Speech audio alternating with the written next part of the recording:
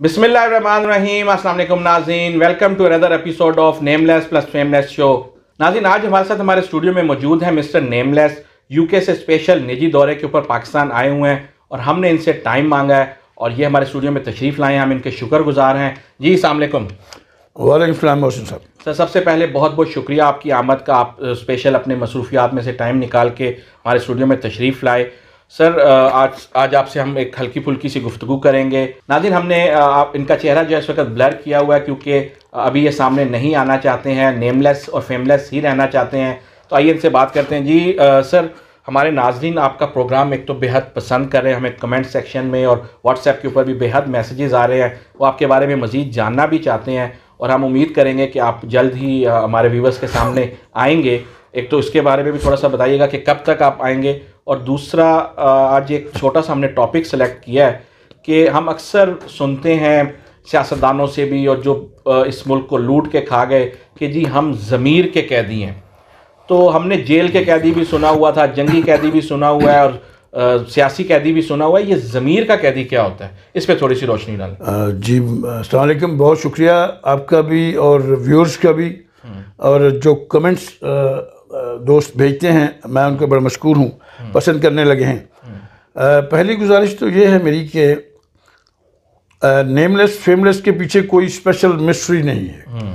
एक आम नॉर्मल से एटीट्यूड है कि मैं ज़ाहरियत ज़रा पसंद नहीं करता हूँ। कोई सियासी मिशन नहीं है, कोई लीडर बनने का मिशन नहीं है। बस अपनी कौम और अपने लोगों का अपनी एक जो अलिफ बे आती है मुझे थोड़ी बहुत और आपके थ्रू पहुँच जाए, और अगर कोई मुफीद बात कर सकूं तो मेरी खुशकिस्मती होगी कि मैं अपने मुल्क के लोगों के लिए कुछ कह सकूं। आपने जो सवाल उठाया ज़मीर, सुना तो मैंने भी बहुत है कि ज़मीर के कैदी हैं जो बंदे बड़े बड़े लूट मार करके पाकिस्तान से पॉलिटिशियंस, ऑफिसर्स या कोई भी जो बड़े हैं जिन्होंने लूटा है और बाहर जाते हैं और थोड़े अरसे बाद अखबार में आ रहा होता है कि जी ज़मीर के कैदी हैं। मेरी गुजारिश ये है कि मैं इनको ज़मीर के कैदी मानने से सबसे पहली बात गुजारिश है कि मैं इनकार करता हूँ अपने नाक़िस नॉलेज के मुताबिक, क्योंकि ज़मीर एक चीज़ है जो खुदा की ज़ात से बिलोंग करती है, और ज़मीर एक टॉप पोर्शन का नाम है हमारी स्कल के अंदर। वहाँ पे ज़मीर है, नीचे शऊर है, शऊर के नीचे तहत शऊर है, तहत शऊर के नीचे लाशऊर है। ये सारे पोर्शंस हैं। हमें ये डिसाइड करना होता है कि हमें ये पता होना चाहिए कि हम किस हिस्से की नुमाइंदगी कर रहे हैं अपनी ज़िंदगी में। हम शऊर की नुमाइंदगी कर रहे हैं, हम लाशऊर की नुमाइंदगी कर रहे हैं, तहत शऊर की नुमाइंदगी कर रहे हैं, या ज़मीर की नुमाइंदगी कर रहे हैं जो सबसे टॉप पोर्शन है। ईथरिक पोर्शन कहा जाता है इसको, ब्लिंकिंग पोर्शन है। वहाँ पे ज़मीर जो कॉन्शियंस है इंग्लिश में, इसके दो पोर्शन होते हैं। एक ईगो आइडियल कहते हैं, एक को सुपर ईगो कहा जाता है। सुपर ईगो आपको अच्छाई का मशवरा देती है, नेक कामों का मशवरा देती है, तरकीब देती है कि ये अच्छा काम है, इसको ऐसे किया जाए, इसका आउटकम अच्छा होगा। जो दूसरा है ईगो आइडियल, वो आपको तमाम नेगेटिविटी से, तमाम बुरे कामों से रोकती है। सो ज़मीर के जो दोनों पोर्शन हैं इनके काम तो अच्छा हुआ, ठीक है। आपको इनको चुनने में और तमीज़ करने में कतई तकलीफ़ नहीं होगी अगर आप ये समझ लें कि ज़मीर के कैदी कैसे हैं ये सब लोग। इनमें कौन सा पॉलिटिशियन है जो ज़मीर की आवाज़ सुन के, तो जिसको ज़मीर के रोका गया कि वो ज़मीर की नुमाइंदगी कर रहा था। ज़मीर खुदा की ज़ात से वाबस्ता है, अच्छाई से वाबस्ता है, बुराई से रोकने से वाबस्ता है। इनमें कौन सा ऐसा पॉलिटिशियन है, मुझे आप बता दें।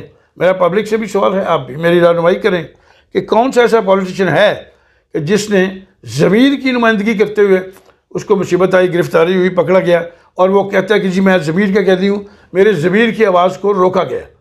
ज़मीर की आवाज़ यहाँ कहाँ से आ गई? आप बिलियंस ट्रिलियंस लूटते हैं, मुल्क को धोखा देते हैं और चलते बनते हैं। ज़मीर कहाँ से आ गया? ज़मीर के निचला हिस्सा है शऊर।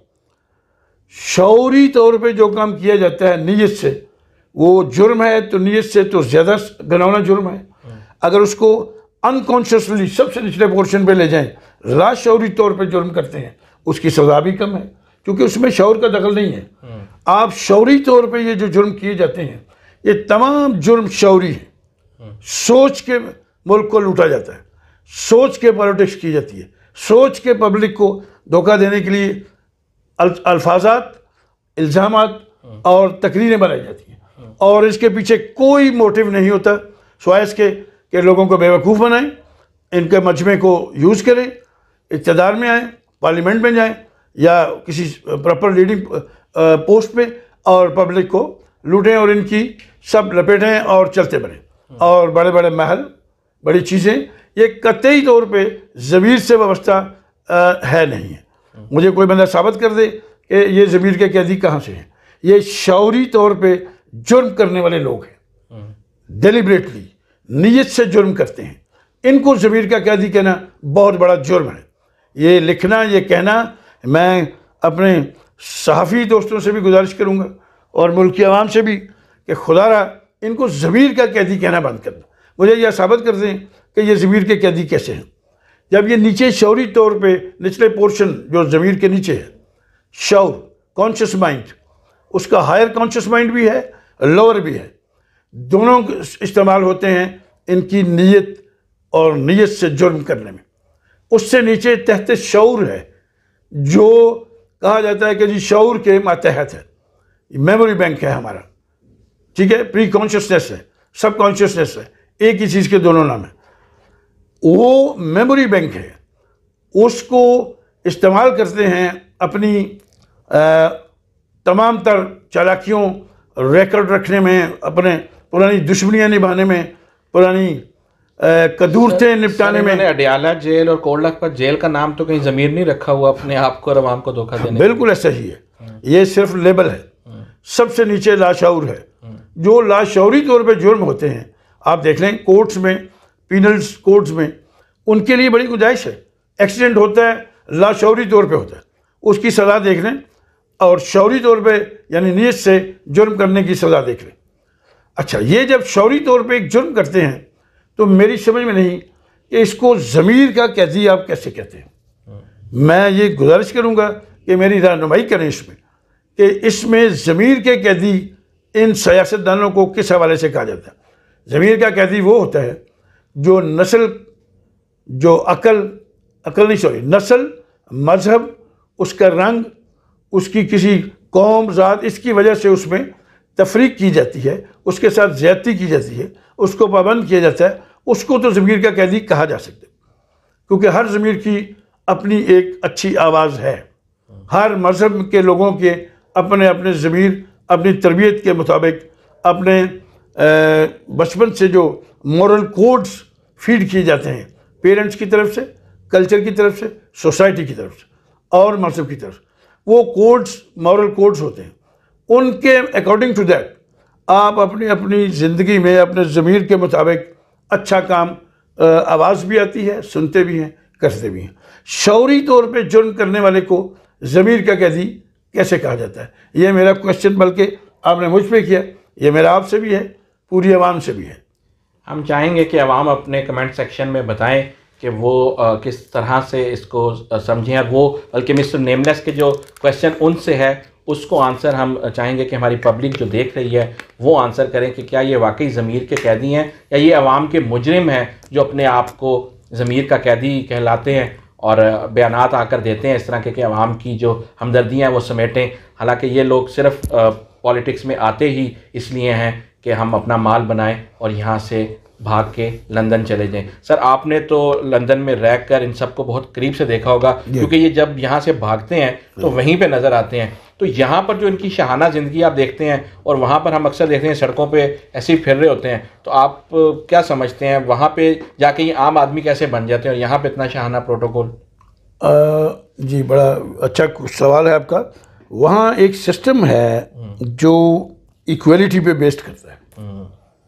वहाँ के अपने प्राइम मिनिस्टर भी अपना बैग उठा के अपनी गिरती हुई फाइल को उठाते देखा होगा, और वो अपनी ही गाड़ी में इसी तरह सफ़र करके जा रहे होते हैं, ट्रेन पे भी सफ़र करते हैं। कोई इस तरह के फजूलियात प्रोटोकॉल, ये हमारे अंदर एक इन्फीरियरिटी कॉम्प्लेक्स है।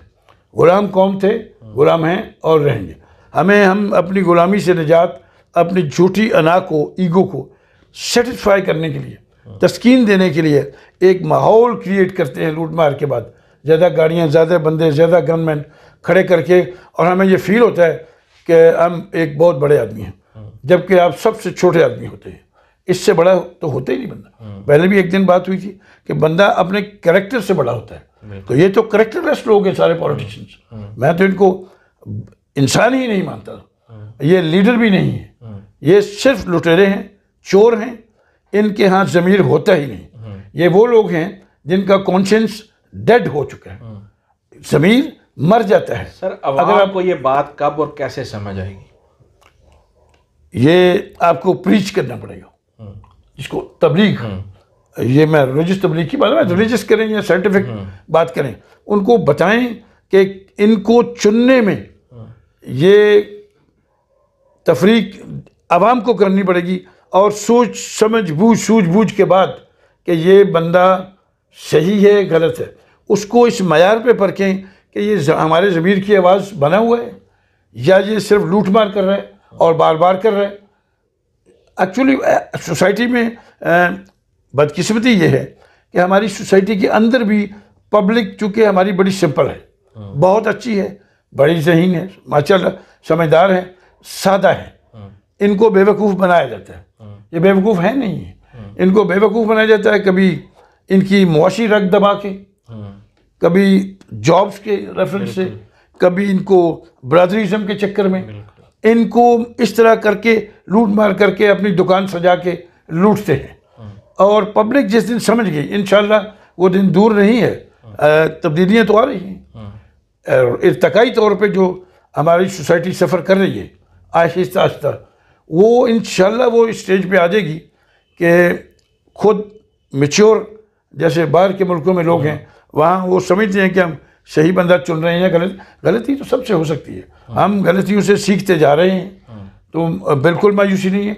इंशाल्लाह वो दिन दूर नहीं है कि पाकिस्तान की आवाम अपने सही और मुनासिब लीडरों को चुन के, जो वाकई बात ज़मीर लोग हैं और ज़मीर की नुमाइंदगी करते हैं, उनको चुन के और सही जगह पे ला के इंशाल्लाह अल्लाह ने चाहा तो इस मुल्क की तकदीर बदलेगी। चलें सर, इसी ऑप्टिमिस्टिक नोट के ऊपर, क्योंकि प्रोग्राम का वक्त लंबा होता जा रहा है और हम बातें तो आपसे अभी बहुत करना चाहते हैं और बहुत कुछ सीखना चाहते हैं, लेकिन आपके साथ यूके से हमारा ताल्लुक़ जो है वो इसी तरह जारी रहेगा। हर वीक में हम 1 या 2 प्रोग्राम अपने नाज़रीन के लिए लेकर आते रहेंगे और आपसे मुख्तलिफ टॉपिक्स के ऊपर, नॉट ऑन पॉलिटिक्स, बल्कि एक अपनी जिस तरह एवोल्यूशन की बात की, इंसानी ह्यूमन ब्रेन्स की बात की, इसके ऊपर हम आपसे साइंटिफिक जो नॉलेज आपके पास है हम आपसे लेते रहेंगे। Thank you very much. Thank you very much.